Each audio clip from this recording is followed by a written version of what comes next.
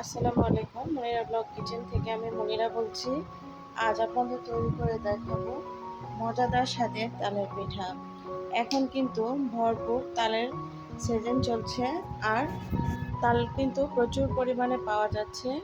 তো আপনারাও কিন্তু এভাবে সহজে তালের পিঠা তৈরি করে খেয়ে নিতে পারেন। আশা করি আপনাদের খুবই ভালো লাগবে। এই পিঠাটা তৈরি করতে না লাগবে আটা, না লাগবে চালের গুঁড়া। শুধুমাত্র দুইটা উপকরণ দিয়ে আমি আহ, পিঠা তৈরি করার যে মূল উপকরণগুলো সেগুলো দিয়ে তাল দিয়ে পিঠাটা তৈরি করেছিলাম। তো একটা সার্ভিং বাটি নিয়েছি, আর নিয়েছি এখানে সুজি। এখানে কোনো প্রকার চালের গুঁড়া ব্যবহার করতে হবে না বা আটা ব্যবহার করতে হবে না। তো এখানে আমি কিন্তু সুজি নিয়ে নিলাম, আর এখানে ময়দা নেব। কোনো প্রকার আটা দেওয়া যাবে না, ময়দাটা দিবেন, তাহলে কিন্তু ফুলকো ফুলকো পিঠা হবে। আর এই পিঠাটা সংরক্ষণ করে রেখে খেতে পারবেন, আর খেতে খুবই ভালো লাগবে। ছোট বড় সবাই এই পিঠাটা খেলে মুগ্ধ হয়ে যাবে। মূলত সুজি দেওয়ার কারণে তালের পিঠাটা খুবই টেস্টি হয়েছিল। তো চিনি দিয়ে দিলাম, দেওয়ার পরে এখন এখানে তালের পাল্পটা দিয়ে দেব।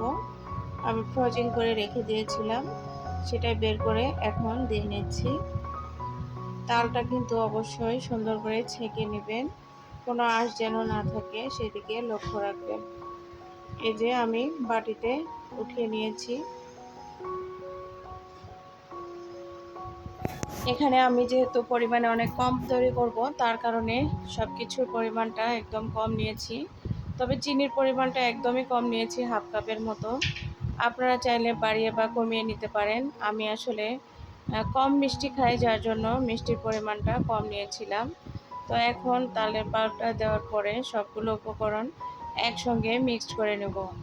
এখানে সামান্য একটু লবণ দিয়েছি, স্কিপ হয়ে গিয়েছে, তো আপনারাও লবণ দিয়ে নেবেন।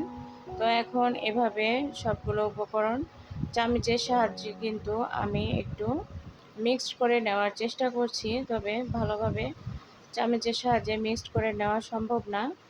যদি পাত্রটা আরও বেশি হতো সেই ক্ষেত্রে হয়তো বা বেশি বড় হলে ভালো হয়।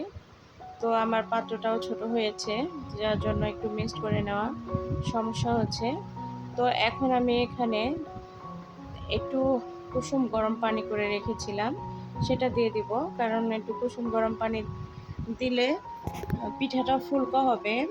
যেহেতু তালের পাল্পটা আমার ফ্রিজে রাখা ছিল, যার জন্য একটু কুসুম গরম পানি দিয়ে দিচ্ছি। তো পানি দিয়ে এটাকে সুন্দর করে মিক্সড করে নিব। মূলত পিঠা তৈরির প্রধান যে কাজটা করে নিতে হয় সেটা হচ্ছে এভাবে মিক্সড করে নেওয়াটা। এই মিক্সড করে নেওয়াটা যত ভালো হবে, পিঠাগুলো কিন্তু খুবই ভালো হবে। আর যদি এই মিক্সটা ভালো না হয় তাহলে কিন্তু পিঠাগুলো তেমন একটা ভালো হয় না। তো এখন এটাকে সুন্দর করে আমি মিক্সড করে নেব অফ ক্যামেরাতে। তো হাতের সাহায্যে আমি মিক্সড করে নিয়েছিলাম, আর এই যে দেখুন এরকম হয়েছে। তো এখন আগে থেকে কুড়ে রাখা নারকেলটা দিয়ে দিলাম। তো নারকেলের মধ্যে কিছুটা কালো ভাব ছিল, তো সেগুলো কিছুটা আমি বেছে ফেলে দিয়েছি। আর এরকম যেগুলো আছে সেগুলো উঠিয়ে ফেলবো দুই একটা। আসলে এটা নারকেল কোড়ানোর সময় একটু নারকেলের যে ভিতরের অংশটা থাকে সেটা চলে এসেছে, তো এটা তেমন কোনো সমস্যা না। এখন এটাকে আমি নেড়েচেড়ে ভালো করে মিক্সড করে নিচ্ছি, দেখতে পাচ্ছেন।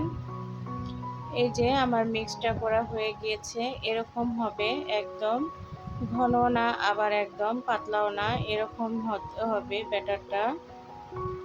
তো এখন এই ব্যাটারটা এভাবে রেখে দেব কিছু সময়, 5-7 মিনিট বা 10 মিনিট রেখে দিতে পারেন। এর বেশি সময় রাখার কোনো দরকার নেই, যেহেতু একটু হালকা গরম পানি দেওয়া আছে, বেশিক্ষণ রাখার প্রয়োজন নেই। আর এখন পিঠাগুলো ভাজতে আমি চলে আসলাম। একটা ছোট কড়াই বসিয়ে দিয়েছি, আর এখন পিঠাগুলো এভাবে লম্বা শেপ দিয়ে আমি তৈরি করে নিচ্ছি, তবে আপনারা আপনাদের পছন্দ মতো শেপে তৈরি করে নিতে পারেন। আমি আগে অনেকগুলো পিঠা ভেজে নিয়েছি, আপনাদের লাস্টের দিকে দেখাচ্ছি কেমন হয়েছিল পিঠাগুলো।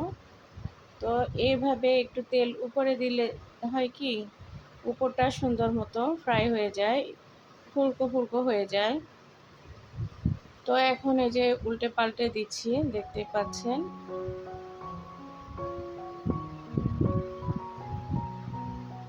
তো এই যে হয়ে গেল আমার একটা পিঠা, একদম ফুলকো ফুলকো মজাদার পিঠা। কেউ যদি এই পিঠাটা একবার খায়, আপনার কিন্তু কিডন্যাপ করে নিয়ে যাবে এই পিঠাটা দেখলে, একবার খেলে। তো আবারও আরেকটা দিয়ে দিচ্ছি। এটা তো এইভাবে তেল একটু আমি এভাবে দিয়ে নিচ্ছি, এতে করে উপরটা সুন্দর মতো ফ্রাই হয়ে যাবে।